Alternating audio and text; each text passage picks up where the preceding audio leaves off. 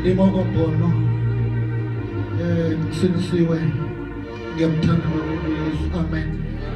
Ngokuxolisa nje mangibulisa befundisi, buliso baba, ndibuliso mama, bulise uSunday school, abantu abasha ngelihle igama lika Jesu Kristu waseNazaretha. Amen.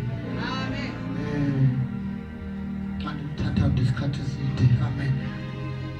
Ngizobheka nje phambili. Amen. Uke wathi ngekimeni Moses uma ebona ityholo lisisha wasondela kulo. Uma esondela uNkulunkulu uthetha naye emlilweni, ngoba emlilweni khona izinto ezivelayo. Emlilweni amaqiniso ayavela. Emlilweni ukukhanyela kuyavela. Hallelujah. Ngimthanda la ephendula khona ke uthi ndingubane ukuthi ndingaye kokumkani uFaro. Ngimthanda nje athi umhlabeleka uhlabelela ndingubane na ukuthi ngathi ndiye kokumkani uFaro. Amen.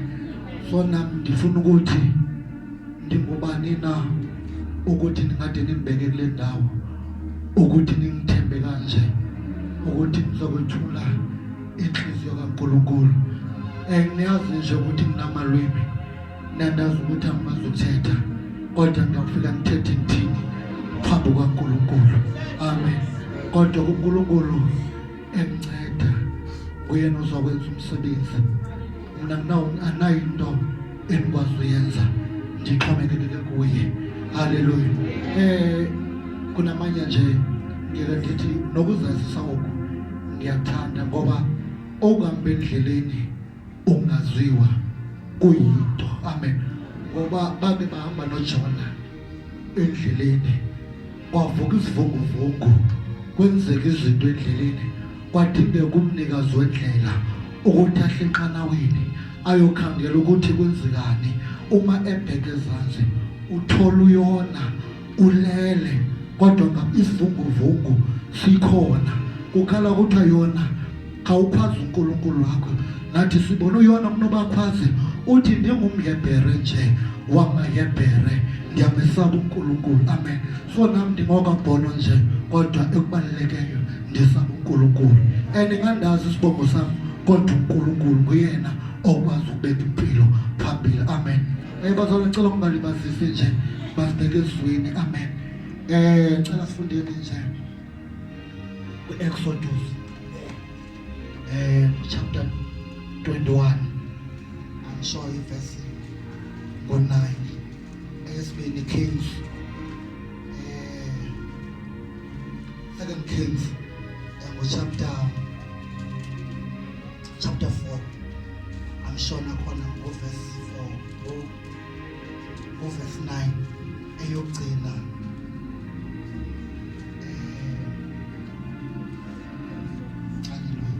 Exodus chapter 9. I mean, sorry, Genesis chapter 21 verse 9. Genesis chapter 21 verse 9. Kunomhlabelele endan abawuthanda uxolo ekhaya. Mhlambe angiqalanga abazalwana ngokusindiswa, ndizihambile inkonzo ekhaya bekhonza eRhabe. Kwakunengoma babeyicula eyayingumbhedesho. Nakukuvuka komzimba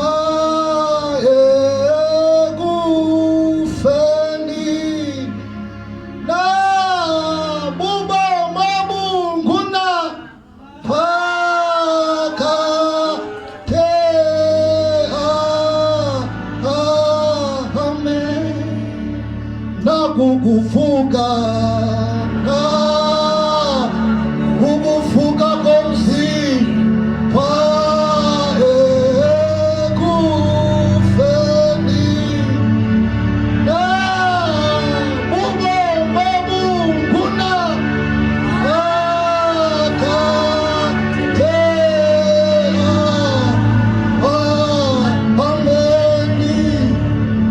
ukuvuka ukuvuka komzimba ekufeni ubomi obunguna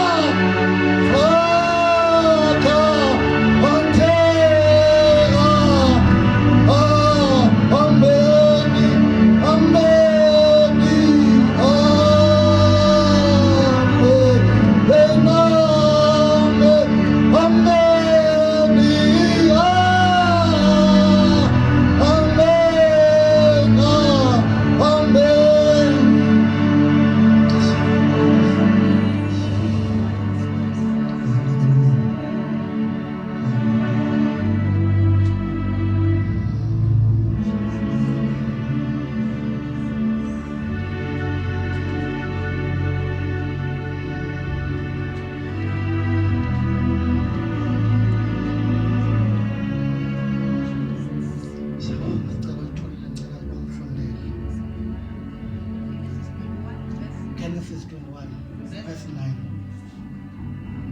2 Kings isibini chapter 4 verse 9.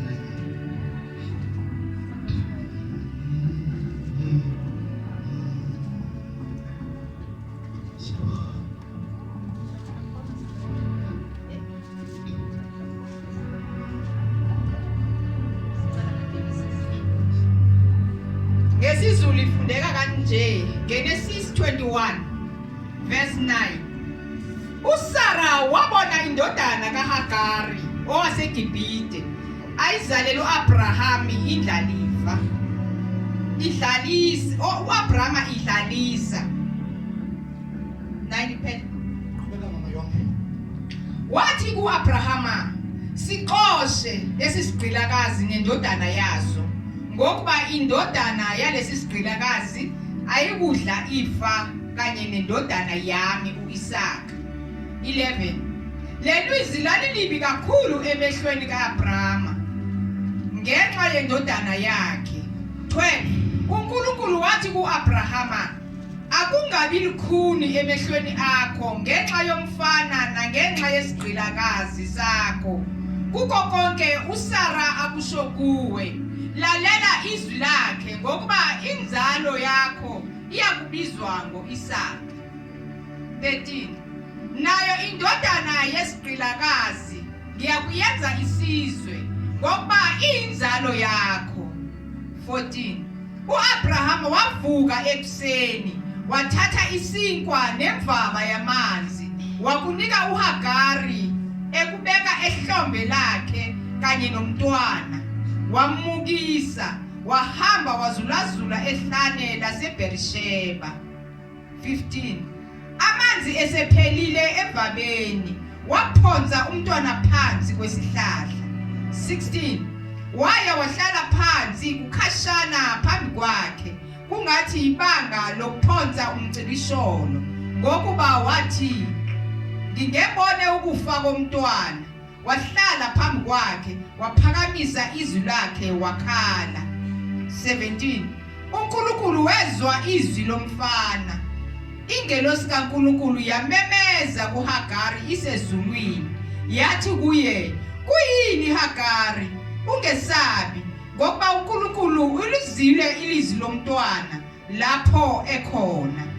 18. Baba wethu oyingcwele, seNkosi yethu Jesu, Baba nantu izwi lakho Baba olungileyo, nangumntana wakho Baba elikhuluma ngaye moya oyingcwele. Mbusise Baba esakhuluma Jehova, ubusise izidlebe zethu Baba ezilalelayo lelizwi Nkosi yami, ngoba siyazi Jehova ukuthi liphuma ngenhloso, liphuma lenza umsebenzi. Busisa ke Baba konke egameni lakho elinamandla elinguJesu Kristu. Amen. ngicela nje nindivumele ndithethe ngesihloko enikhala ukukhuluma ngaso ufelani uthulile ufelani ungakhali okay last week isithi ori ubaba bekhuluma wathi thina madoda sikes kunento abasitshela yona yokuthi indoda ikhali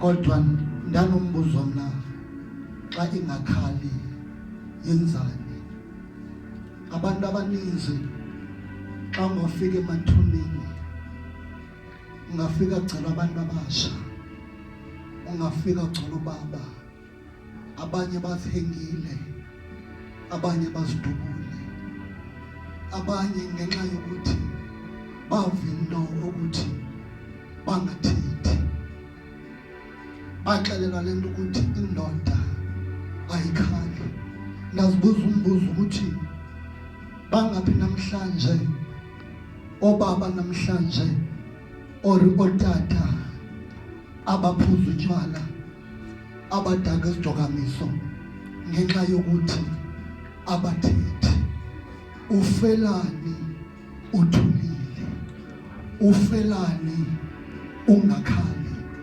angazi maybe lo mhlabelelo kaDoni wawubhekise kuphi mhlambi isimo seloxesha angazi ukuthi kwakwenzeke njani amen lapha sifunda khona sibona uAgari ezalela umntwana enomntwana kaAbraham uSara uma selekhulile umntwana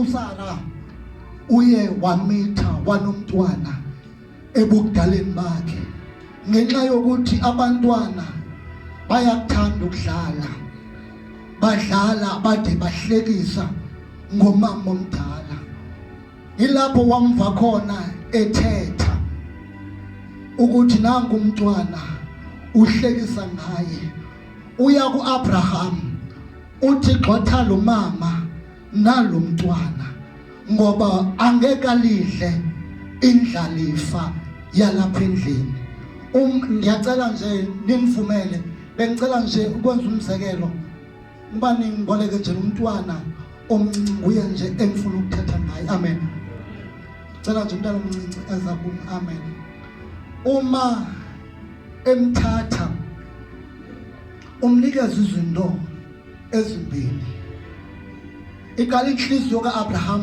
yaba buhlungu kuye ngokuthi lento ithethwa ngumfazi wakhe ayilunganga uma emthatha lekwekwe umnikeza izinto ezimbili unikeza umama umntwana umnikeza isonka umnikeza amanzi John chapter 6 verse 48 ndim isonka omama benu obaba benu badlimana ehlane bafa ngamanye amazwi umnikeza uYesu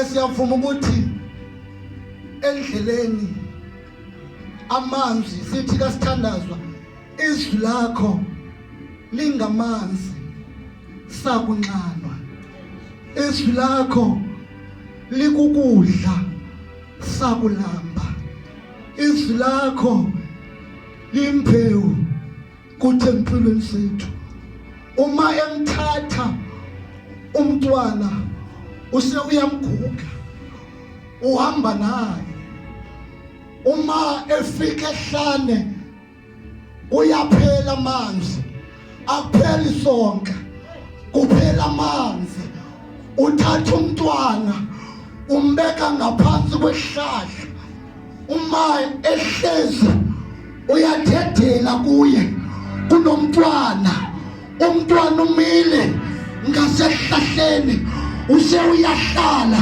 use uyakhala after ekhalile into eyi-1 ekhala ethi umntwanami angikhalela ukubona uma usifa uyahlala hlela kude nomntwana ufelani uthulile uma ehlezi umntwana uyakhala ukhare uyakhala umntwana kodwa umehluko ukude kunomntwana.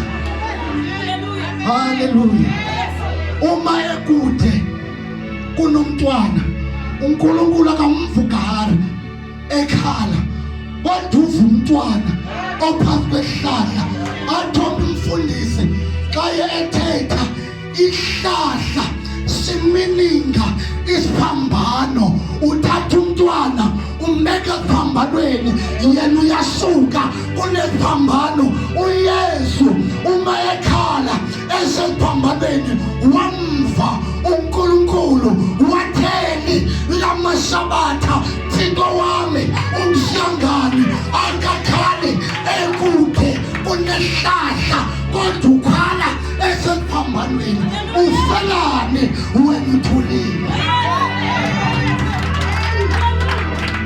Uma esemuva uthi uNkulunkulu kahari musoyika wathatha umntwana uma cabanga amanzi aphelile uma emthatha umntwana akabuza uNkulunkulu uthi ngimthatheleni ngoba kunakudla uthi ngimthatheleni ngoba amanzi aphelile kodwa uyakholwa ukuthi umntwana.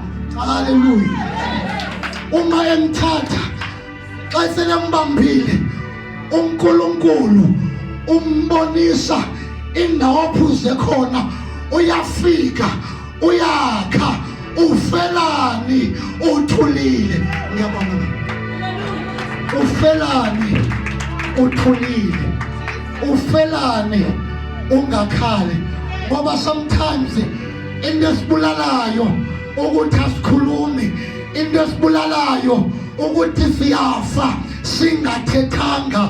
Bangaphi namhlanje abantu namhlanje abasemathuneni bengakhalanga? Bangaphi namhlanje abantu abathathile izidakamizwa bezama uzibulala bangabanye bafile wena ufelani uthulile? Namhlanje siyasumayela kodwa umntwana ufile. Namhlanje siyahlabelela kodwa umntwana ufile. Ufelani uthulile waye ungakhali. Hale ngicela sibaleke sifunde neKings.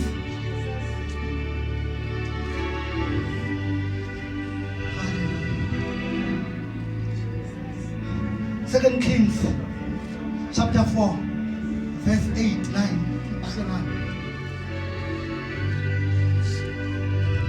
Ngesizulu ifundeka ngalendlela.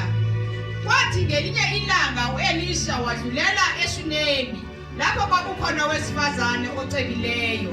Wamcindezela ukuba adle isinkwa. Kwakuthi njalo nxa edlula waphambukela khona ukuba adle. 9. Wathi endodeni yakhe, bheka manje sengiyazi ukuthi ungumuntu ongcwele kaNkulunkulu odlula kithi njalo njalo. 10. Ake siqhume odongeni kamelo phezulu simbekele khona umbhede netafula nesihlalo lothi lwesibane kuyakuthi lapho eza kithi aphambukele khona. 11.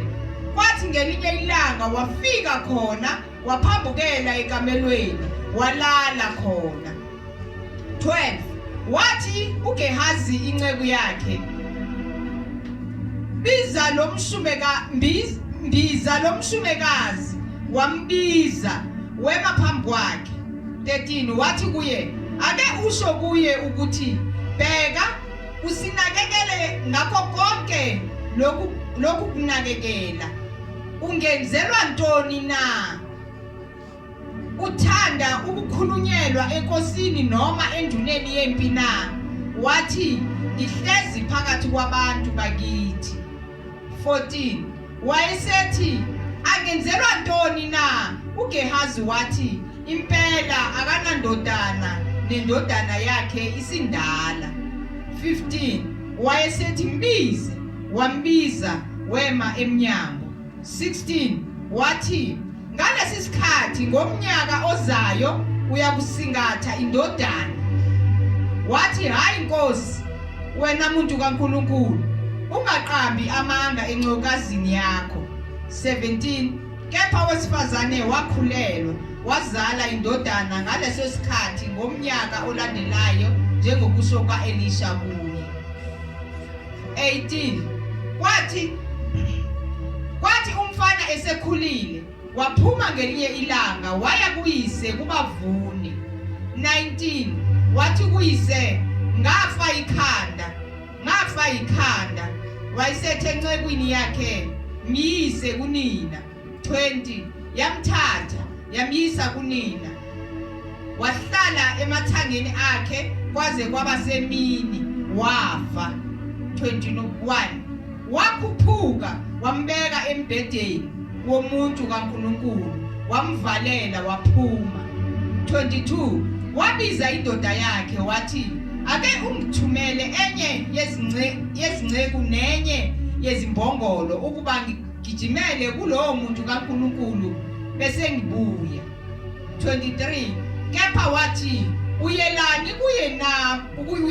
kuye namuhla na? Akusilo elokuthwasa kwenyanga, akusilo isabatha. Wathi kahle. 24 wayesebophela imbongolo wathi encekwini yakhe qhuba uhambe njalo ungangimisi ekuhambeni uma ngingakutsheli. 25 wayesehamba nje wafika kulowo muntu kaNkulunkulu entabeni yaseKhameli. Kwathi lapho lowo muntu kaNkulunkulu embona esekude wathi kuGehazi inceku yakhe bheka nanguya umshunemikazi. 26 ake ugijime umhlangabeze uthi kuye usahlezi kahle na? Indoda yakho isahlezi kahle na? Umntanakho usahlezi kahle na? Wathi sisahlezi kahle. 27 wafika kumuntu kaNkulunkulu entabeni wabamba izinyawo zakhe. uGehazi wasondela ukuba amxoshe, kepha umuntu kaNkulunkulu wathi miyeke ngokuba inhliziyo yakhe imunyu phakathi kwakhe. uJehova ungifihlele lokho kangitshelanga. 28 wayesethi ngake ngacela yini indodana enkosini yami na? Angishongo yini ukuthi ungangikhohlisi na? 29 wayesethi kuGehazi bhinca izikhali zakho uthathe udondolo lwami ngesandla sakho uhambe. Uma uhlangana nomuntu ungambingeleli. Uma umuntu ekubingelela ungamphenduli. Ubeke udondolo lwami ebusweni bomntwana. 30 unina womntwana wathi kuphila kukaJehova nokuphila kwakho angikukushiya. Wayesesuka wamlandela. 31 uGehazi wadlulela ngaphambi kwabo walubeka udondolo ebusweni bomntwana. Akwabakhozwi lakunaka. Ngalokho wabuya ukumhlangabeza wamtshela ukuthi umntwana akavukanga. 32 uElisha esengene endlini bheka umntwana wayefile elele embhedeni wakhe. 33 wangena wabavalela bobabili isivalo wakhuleka kuJehova. 34 wakhuphuka walala phezu komntwana wabeka umlomo wakhe phezu komntwana wakhe phezu komntwana wabeka umlomo wakhe phezu komlomo wakhe namehlo akhe phezu kwamehlo akhe nezandla zakhe phezu kwezandla zakhe. Lapho esekhothama phezu kwakhe inyama yomntwana yafudumala. 35 wayesebuya wahamba khona endlini waya emuva waya phambili wakhuphuka wakhothama phezu kwakhe umntwana wathimula ngasikhombisa umntwana wavula amehlo akhe. elapha sibona umngane ori lomprofeti Eli uma evakashela lo mama uthi uma ngithanda ngathi isonka ngathi isonga nguYesu ngathi mangithetha nathi amanzi amininga izwi likaNkulunkulu lapha sibona lo mama awayenezinto zonke awayenazo ngamanye amazwi uma esuye enkonzweni izwi uyalazi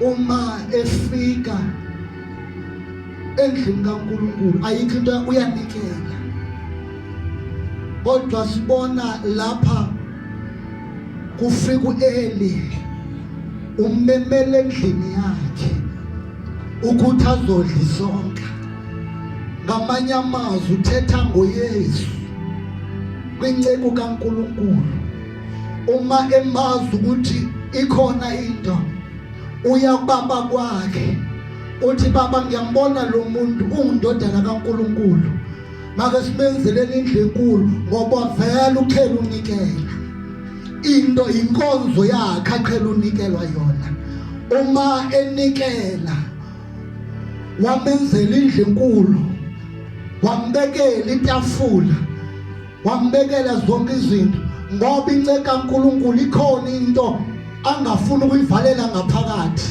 ubiza uGehazi inceko yakhe uthi Gehazi babize lo mama ukuthi azapha uthi singamenzela ntoni uthi ngithanda into eyiwani uGehazi usuke ehlalweni umehlalweni zoprofeti uthi lo mama indaswela yona ngumntwana ngamanye amazwi I know izwi yalazi I know uyanikela I know uyaya enkonzweni but into eyiwani akazange amamkela izwi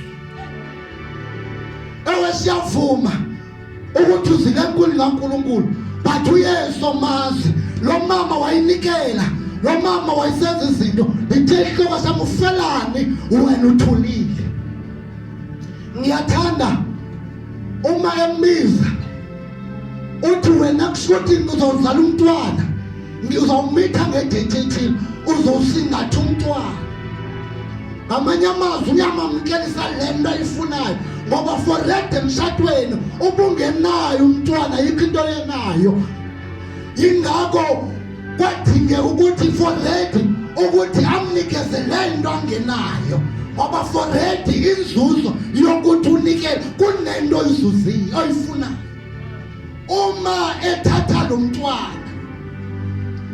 umntwana selemzelile amanye amazwi injabulo ikhona ekhaya kwaqala kwafinto ibisenza injabulo ekhaya injabulo ekhaya kwagula umntwana wathi umntwana waya kubaba baba niyafa inhloko ubaba ngoba engayazi lento wathi makuthatha umntwana asiwe unini uthatha umntwana umbeke ethangeni umntwana esehlele ethangeni umntwana uyafa uma selemthatha uthatha umntwana ukhuphuka naye umbeke endlini kaNkulunkulu umbeka lapho kunoEli khona ufelani uthulile uma selemthathile ubiza umyeni wakhe uthi kanti ngithumela umfana angizele neesile akachazi ukuthi umntwana ufile unemfihlo yakhe akachazi ukuthi kwenzekani uma efika ukhweli esile ngiyacabanga inhliziyo yayibhlungu ngoba inceko kaNkulunkulu idlale ngaye ngiyacabanga uyesuka uma ehlangana uGehazi yeza uma esizwa uGehazi uthi kuye uthunyelwa nguEli ukuthi ambuzise ukuthi izinto zihamba kahle. Lo mama akathethi nantoni nakubani, uthi konke kuhamba kahle. Ithe English it is well. Ngamanye amazwi konke lokhu kuhamba kahle. Ewe ngiyavuma iphayini khona kodwa kuhamba kahle. Ngiyabonke kuhamba kahle. Ngiyavuma abantwana basebenzi kodwa kuhamba kahle. Ngiyavuma ukuthi endinakudla kodwa kuhamba kahle. Ngiyavuma ekhaya kuyaliwa kodwa kuhamba kahle. Uma efika Eli uyafika uyaguqa umbamba ngenyawo uthi ngimandla.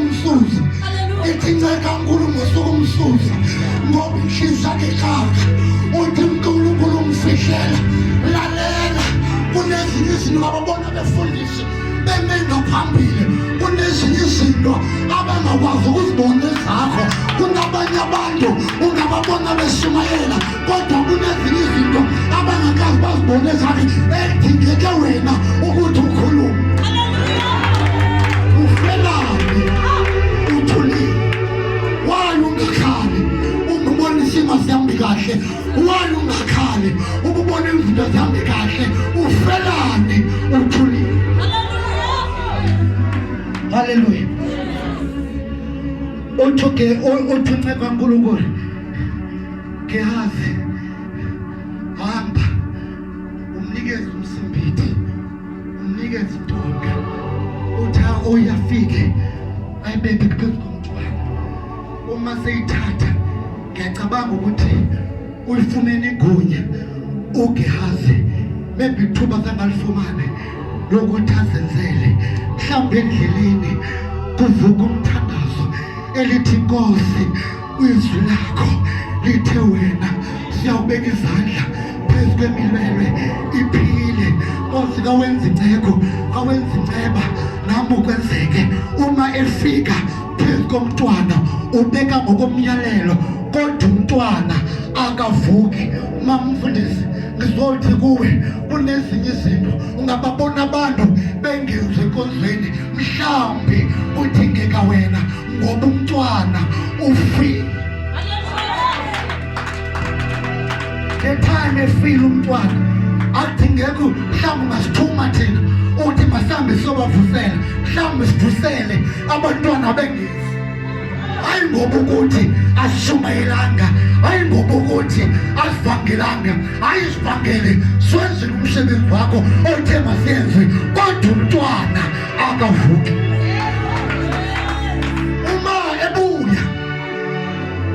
Uma ebuya uchaza into ukuthi umntwana akavukanga,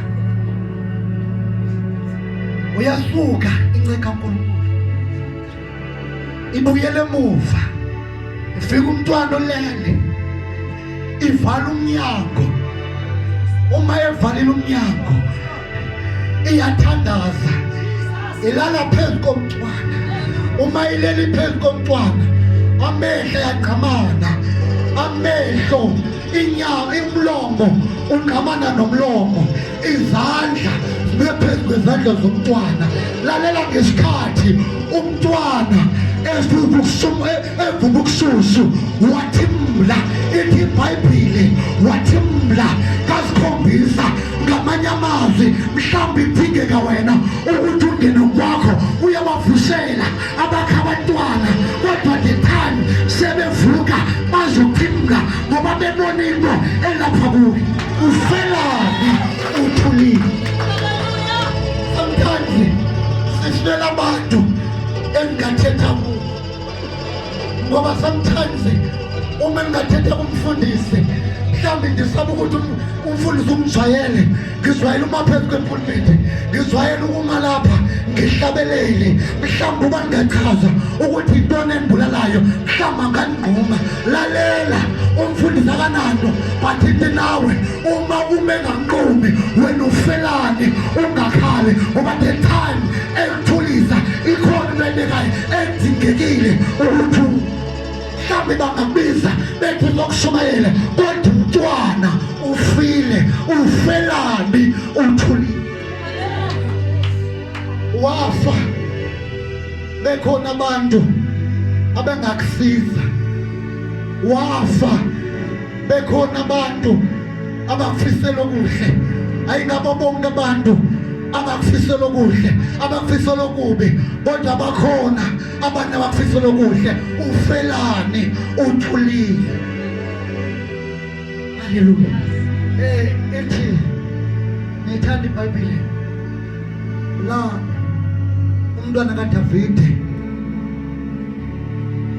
ehalela uThamara. Uma emhalela uyazigulisa uyancipha. Uma egula ayikho into emgulisayo wayegulisa sisono. Uma efika uma ebona uThamara mhlawumbe ebakhona into ejabulayo engathi ngakanimthole nangu uThamara. Ithi iBhayibheli wambona khona wambonayo owathi wamzama ukumchuphekisa ukuthi kuwe kwenzekani. Uma emxelela uthi kahle kahle umuntu endimfunayo ngifuna uThamara. Lalela sometimes ayingoba ukuthi asithethi. Sometimes sithetha kubantu abarongo. Ayingoba ukuthi asithethi. Sometimes sithetha nakubo sithetha kuntanga zethu ebengamelanga ukuthi sithetha kubo ngoba uma unyana kaDavide akazange athethe kulona wakwazi ukukhuluma kubaba engazange yenzeka lokho. Lalela ufelani uthulile ngoba intanga yakhe icabanga okwentanga yakhe. Haleluya. Uma icabanga okwentanga yakhe ithi lalela wena sigulise uvala umnyaka umnjani wenza icebo ngiye kuDavide ngithi kuDavide makathuma uThamara ukuthi aze ngaphambili. Uma ezike kuwe wena uzufike kuThamara wenze lokho akudlisa amacebengwana uvale ngoba uzabe uyifuni ubulento ayifunayo uyayifuna vele wazigulisa wancipha. Uma iya kuDavide uma iya kuDavide lo baba uma emtshela uDavide ngoba uDavide yena uNkulunkulu umfihlele.